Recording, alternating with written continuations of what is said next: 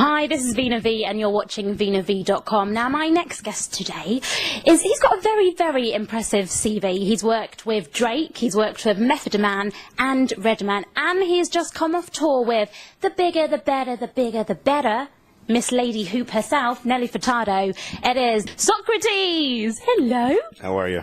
So I don't know why I just talked to you like a 4-year-old then, like, hello! No, come on, it's flattering. I like your tone. You've been very busy already today. You're very tired, so thank you for talking to us.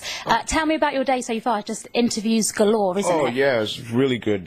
We drove out to Oxford this morning, and then drove out to Birmingham, I believe it was, and did 2 there. Really good time. So we've been working all morning, actually all week. You know, landed on Monday, and it's now Thursday, and every day has been full thanks to my guys Stucky and Omar Jennings. So this is good. This is good, and don't worry about the tired. It comes with the territory. I ain't part of the job. Yeah. Just needed a quick refresh once I got to the hotel, ready to go. He just had a 5-minute nap, and he's boom, ready to go. Yeah. If this is the first time people are watching this and seeing your gorgeous face, describe exactly what is your sound and who exactly you are for the UK people. Well, I make hip-hop. I've been making, hip-hop music, since '94 when I dropped my first single called Still Caught Up, which did really well for me, breaking into the game in the days of vinyl. That's right, vinyl. And tapes. And cassettes, that's right. Since then, between now and then, I've been blessed to be able to work with, many people, few that you've named, in the genre of hip hop. But one thing that I find people singing the hooks and, singing whole songs, and sometimes not even coming with a rap cadence on song, but it's still being hip hop at its heart.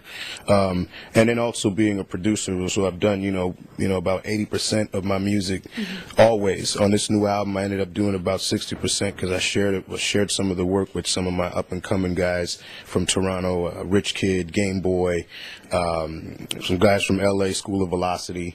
But that's kind of a quick sum up of, between then and now, and, kind of a little bit of what I do and how I approach the game. Oh, shout out to Rich Kid. I interviewed him recently, so hello. Now, you are a very rare artist, as you were just mentioning. You kind of do both. A lot of artists kind of sing and rap, but they don't do both to the same level. Right. That's why I find you so amazing, because you do both really well. Well, thank you. Has that always been a conscious decision to kind of do both? No. When I first started, it was just straight rapping. I could always keep a melody because of being a musician, and even being in choirs, 4th and 5th and 6th grade at school. So I could always hold a note, but actually putting it over the top, I really didn't take too many chances until, maybe being in it for 2 or 3 years into the game. And one interesting reason why, was because we were already recording music and getting it going, but I also wanted to impress the ladies. Ah, that's the real reason, hey? So I developed my vibrato and my chops actually just singing in the shower. Well, the hard work's paid off because you're doing it both perfectly together. Oh, thank you. As we can demonstrate on your, as you could demonstrate on your new album. I love it. Well, it's great. Was it a conscious decision? Because you are known for your more hip-hop. And on this, it's very... It's a bit more mainstream, right, and it's kind of appealing to more of a mass audience. Was that did you do that on purpose when you were in the studio? Well, yes and no. It's like, over the years, artists develop. I've been using this example for a while of, say, Outkast, for instance. They go out, you start somewhere and you grow. Especially if you really love the art of it all. You want it to be not only entertaining for folks, but you want to entertain yourself as a fan. And I listen to all lines of music and genres of artists, different artists. So over time, I've been developing. It's unfortunate that a lot of the material throughout the years, be it whatever label I was at the time, if it didn't get released, people didn't get to see all the growth between the beginning and now. But the conscious effort is to reach a larger mass of people, from touring the world and playing, larger rooms, as in arenas and stadiums, and many times for people whose first language is not English. And I find that melody communicates quicker and easier with people than just a straight rapping cadence all the way through. So that's part of the conscious effort. But it is it's still creative, and it is just naturally what I want to do. So I do find this album very accessible to everyone, because I'm not a proper hip hop kind of girl, but I kind of love my R&B, and I heard so many songs, and I thought, oh my god, I love these songs. Oh, so I think you've got me. Right. So I'm a big fan now. Very good. It's working. My evil plan is working. Season 1 is called The Album. It's Yep. out now. You've just come off tour with Nelly Furtado. Yeah. How was that? Good? Oh yeah, it was great. It was one of the shorter runs, because sometimes we can be gone for 2 months at a time, 3 months at a time. And then we went from Gothenburg to Paris, to Malta, to London for a day last week, then to Ibiza for 4 days, and then I broke off and came straight here to come and sit with you. Oh, busy bee. I'm tired just thinking about that. Now, you're kind of like Nelly Furtado's partner in crime, rhyme, as I like to say, because you tour with her quite a lot. Like a few years ago, you did it as well. Yeah. Now, I've noticed a song that you always do with her is the Timbaland was like Promiscuous Girl and stuff. Does Timbaland ever like ring you up and go, bruv, like, why are you doing my rapping in the song? Like, come on, like, what are you doing? No.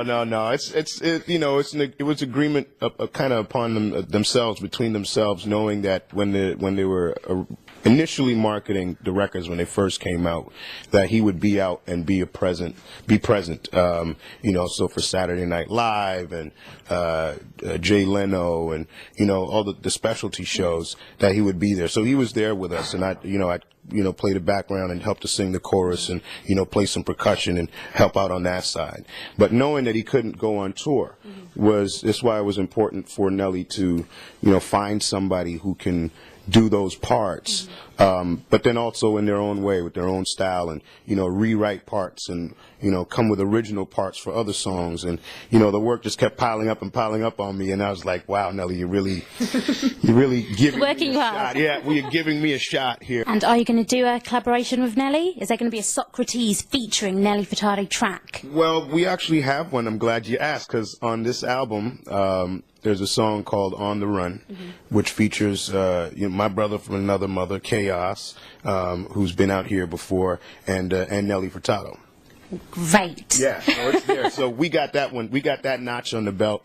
And now, since we're getting on to this new album, this new run, the Spirit Indestructible, we've been doing a lot more recording, and I've had to, write a lot more original stuff for the stage.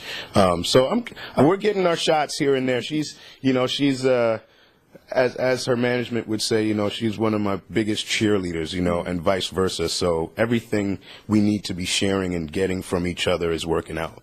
Now, talking about all the great music here in the UK, we've invaded the world. We've had Adele, One Direction, The Wanted. Who should we be looking out for from Canada, up-and-coming artists? Because obviously we've got Drake, Nelly Furtado, and Raga has just signed a new record deal, exclusive information, with David Guetta and Calvin Harris, their record label. So who else should we be looking out for in Canada? Okay, well, there's another kid on my album named Obi O'Brien, who is an incredible MC, but he also has a little melody to him. He has fun with it. He's also a producer, but he's an actor and a comedian as well. And he has all these videos online, which are great. And he's great friends with myself. He's great friends with Drake. He popped up in the Drake, the Bar Mitzvah video. Obi's the white boy with the red beard and the yarmulke on, just acting out. The guy's funny as hell and so talented. I believe that he is probably going to be the next biggest thing in rap music in the world. And he signed, yeah, for sure. And he signed to my label, Frostbite, which is distributed by E1, and he's getting the shot that he wants. He wants to be independent and basically take over the world. I'm telling you, once people get wind of him, because it's like the Eminem thing, when you're really good at something that normally only one certain kind of color people do, you stand out. and you're so super talented, it's like, woo, it's magic, time for magic. So I'm really pushing him and helping him to grow, but he's also so good, he's doing a lot of it himself, so he spends a lot of time with Boy Wonder and T-Minus, and they're getting it together. So look out for Obie O'Brien. Well, watch out for him. Now, finally, before we go, because I know you're very busy, you've got so many interviews today, I do like you. You're very inspirational. I was watching an interview with you, and you said this little quote. You said, "I work with the cards I was dealt with. I play poker, and I always win." Okay? And I loved that. I thought, yes, this is like, applies to my life. Okay, so can you give us any more inspirational quotes for today that we can leave? Oh, yeah, for sure. It's always a good thing to kind of work from the outside looking in, and rather than being on the inside and losing yourself. And I found that means that for me, when I started, being from Canada wasn't the easiest place to make rap music from. But once you turn the thought around and be like, well, hold on a second. If you're looking into the pot, say call it New York, the stirring pot, or Los Angeles, and they're kind of just, they said it themselves, they got stuck in their ways, which is why Atlanta would get a chance, the South would get a chance to come and pop out and be different, because they were going through exactly what us as Canadians were going through, kind of being ignored. And you get an opportunity to be on the outside looking in, see what's going on, see maybe what some of the wrong things and some things that aren't being done. And you get the opportunity to stand out. So working from the outside looking in is a bonus rather than a negative in your life, for sure. Oh, I like that. That is great. Are you a bit tired to play a game? No, not at all. Come on. Right, I know you love sport, okay? So we're going to do a quick game now. Who can do the most Keepy Uppies? Veena V or Saukrates? With this. This is my very special ball. Okay? But this is the deal, okay? I'm going to do it, but when you do it, you've got to close your eyes and do it. With my hand. No, we're going to do it on your knees. That's what Keepy Uppies are, aren't they? Yeah. Because you're into your sport, and the Olympics are coming to London in a few weeks. So are you ready? Right, let me go first. Okay, let's see. I know you're going to beat me at this. Let's see. Oh, that's two. I did two. I didn't see that. Now, I got to close my eyes? Yeah, because I'm guessing you play football, right? Yeah, I do. It's always easier to kind of look down and see it, but here we go. Let's see what I got. Of course you won. I didn't close my eyes. All right, yeah, you won. That's cool. Do I get to keep the ball? No, because you lost. Bye. Just playing.